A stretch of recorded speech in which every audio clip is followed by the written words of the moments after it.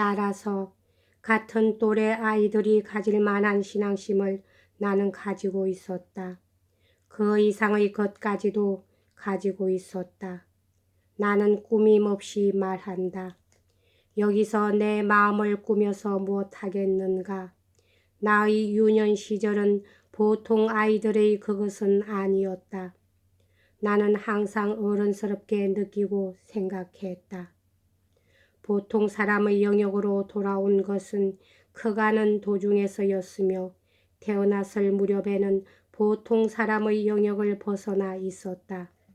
내가 이렇게 조심스레 자신을 신동처럼 내세우는 것을 보고 사람들은 웃을 것이다. 좋다. 그러나 실컷 웃고 나거든 6살에 소설에 정신이 팔려서 재미가 나서 어쩔 줄 몰라 뜨거운 눈물을 흘릴 만큼 열중하는 아이가 있으면 찾아주기 바란다. 만일 있다면 나의 어리석은 자기 자랑을 죄송하게 생각하고 잘못을 인정할 것이다. 그러므로 아이들이 훗날 신앙심을 갖게 되기를 바라거든. 어릴 때부터 종교에 관한 이야기를 해서는 안 된다. 그리고 아이들이 하느님을 안다. 더욱이 우리들처럼 안다는 것은 불가능하다고 내가 말한 적이 있는 것은 내가 그런 감정을 내 자신의 관찰에서 끌어낸 것이지 내 자신의 경험에서 얻은 것이 아니기 때문이다. 내 경험으로부터는 남에게 적용될 어떤 결론도 끌어낼 수 없다는 것을 알고 있었던 것이다. 6살의 장자크 루소를 발견하여 7살의 하느님의 이야기를 해보라. 아무런 위험도 없다는 것을 나는 여러분에게 장담한다. 아이들이나 그리고 어른들도 자신이 가지고 있는 종교는 날 때부터의 종교라는 것을 누구나 느끼고 있으리라 생각된다. 가끔 그 가운데서 무엇인가를 제거당하는 일은 있어도 무엇이 보태어지는 일은 거의 없다. 교리상의 신앙은 교육의 결과다. 나를 조상들의 종교에 결부시키고 있던 이 일반 원칙 외에 내가 가지고 있던 것은 가톨릭 교에 대한 특수한 혐오였다. 가톨릭 교는 무서운 우상 숭배라고 배웠고 그 성직자는 극히 음흉한 인물로서 우리들 머릿속에 그려져 있었다. 이 감정은 매우 깊이 내 속에 박혀 있었으므로 처음에는 교회 안만 들여다보아도 흰옷을 입은 사제와 마주치기만 해도 행렬의 조그마한 종소리만 들어도 언제나 공포와 두려움에 몸이 부르르 떨리는 것이었다. 그것은 곧 도시 생활에 익숙해지면서 없어졌지만 그래도 처음 그것을 경험한 교구와 비슷한 시골 교구 같은 데서는 이따금 그런 느낌을 되풀이하는 일이 있었다. 사실 이런 인상은 전에부 근방의 사제들이 자진해서 거리의 아이들에게 주던 애모의 추억과 특히 두드러진 대조를 이루고 있었다. 임종의 성찬 때 울리는 작은 종은 나를 무서움에 으슬으슬하게 만들었으나 한편 미사와 저녁 기도의 종소리는 점심과 간식과 버터와 과일과 밀크를 생각해 했다. 뽕베르시의 맛있는 음식이 역시 커다란 영향을 준 것이었다. 이렇게 나는 그런 것들의 마음을 빼앗겨서 어처구니 없이 정신을 빼앗기고 말았다. 로마 교회를 오락이나 식욕과 연결시켜서만 생각하고 있던 나는 그 교회 안에서 생활한다는 생각에 쉬이 익숙해지고 말았다. 그러나 정식으로 이 종교를 믿는다는 생각은 어쩌다 문득 떠올랐다가 사라져버리는 정도에 지나지 않았으며 실제로는 훨씬 뒷날에 가서야 나타났다. 어쨌든 지금으로서는 다시 바꿀 수는 없게 되었다. 나는 내가 한 쓸데없는 약속과 그 피할 수 없는 결과를 아주 심한 공포감을 가지고 바라보았다. 내 주위에 있는 장래의 새 신도들은 내게 모범을 보여주며 용기를 북돋아 줄 만한 친구들이 못 되었고, 나도 내가 하려 하고 있는 신성한 일이라는 것이 실상은 무례한의 행동에 지나지 않는다는 것을 인정하지 않을 수 없었다. 젊었지만 나는 느꼈다. 어떤 신앙이 참된 것이든 간에 나는 내 신앙을 팔려고 하고 있다. 그리고 아무리 훌륭한 선택을 했다고 하더라도 마음속에서는 성령을 속이고 인간을 모욕하려 하고 있다는 것을 생각하면 할수록 나라는 것에 대해서 화가 치밀었다. 그리고 나를 이런 곳으로 인도한 운명을 슬퍼했다. 마치 그렇게 만든 것은 내 자신이 아닌 것처럼 이따금 이러한 반성이 몹시 강해져서 마침 열려있는 문이라도 발견되었더라면 틀림없이 도망쳤을지도 모를 그런 때가 있었다. 그러나 나는 할 수 없었다.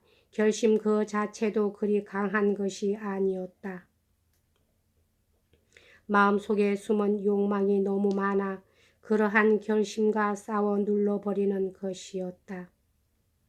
게다가 전에보로는 되돌아가지 않겠다고 결심한 외고집과 다시 산을 넘어가는 굴욕감, 그리고 그 어려움, 벗도 없고 돈도 없이 먼 타향에 몸을 내맡기는 처량한 생각, 이런 것들이 한데 뭉쳐 양심의 가책을 이제는 뉘우쳐 보아야 소용이 없다고 생각해 만들었다. 이제부터 하려는 계획을 변명하기 위해 지금까지 한 일을 새삼 비난하려 했다. 과거의 잘못을 무겁게 함으로써 미래를 그 잘못의 필연적 결과로 간주했다. 나는 내 자신에게 아직 무엇을 저지른 것도 아니다. 결백한 대로 있으려면 있을 수도 있다. 라고 말하지 않고 이렇게 말하는 것이었다. 울어라. 내가 범한 죄에 대해서 마침내 그 궁극의 자리에 서지 않으면 안 되게 된 내 죄에 대해서 사실 내 나이에 지금까지 스스로 약속하고 남에게도 그럴 것으로 믿게 한 일체의 것을 폐기시키고 내 손으로 나를 묶고 있던 쇠사슬을 끊고 예상되는 모든 위험을 돌보지 않은 채 내 조상의 종교에 남아있겠다고 용감히 선언하려면 얼마나 보기 드문 정신력이 필요했을까. 그런 용기는 내 나이로는 무리였으며 또 거기서 무엇인가 다행스런 결과가 나왔으리라고는 거의 생각할 수 없다. 사태는 이미 갈 곳까지 가 있어서 후퇴가 불가능했고 또 나의 반항이 강하면 강할수록 사람들은 더욱더 온갖 수단을 동원해서 그 반항을 이겨내야 하는 의무를 갖게 되었을 것이다.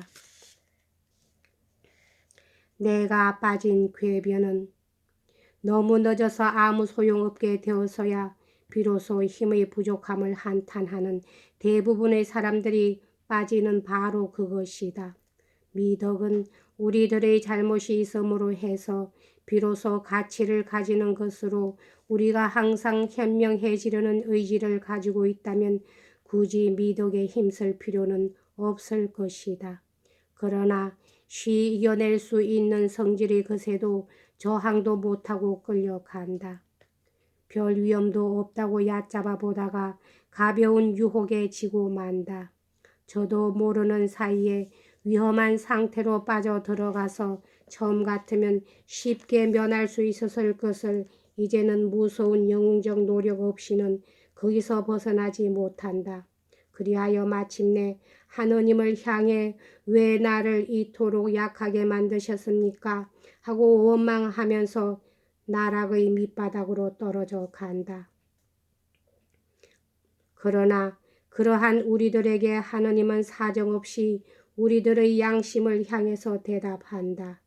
심연에서 나오지 못할 만큼 너를 약하게 만들었다는 것은 그런대로 빠지지 않을 만큼 너를 강하게 만들어 놓았기 때문이다. 나는 내 자신 가톨릭이 될 결심을 명확히 하지 않고 그 기한이 아직 먼 것을 알고는 그 사상에 익숙해져 갈 여유를 두었다. 그리고 우선 자신을 곤욕에서 건져둘 뜻밖의 일 같은 것을 머릿속에 그리고 있었다. 되도록 훌륭한 방어책을 마련해서 시간적 여유를 가져보리라 결심했다. 이어코 내 허영심이 그런 결심을 생각지 않아도 좋게 만들었다. 나를 교육하려는 사람들에게 가끔 골탕을 먹여서 당황하는 꼴을 본 뒤로는 그들을 완전히 패배시키는데 그다지 큰 결심을 해둘 필요는 없었다. 이러한 계략에 우스울 정도로 열을 올렸다. 그것은 저쪽이 이쪽의 정신에 작용하고 있는 동안에 이쪽이 저쪽의 정신에 작용하고 있었기 때문이다. 이들을 신교도가 되도록 하려면 그들을 패배시키기만 하면 된다고 철없는 생각을 하고 있었다. 여기까지 하겠습니다.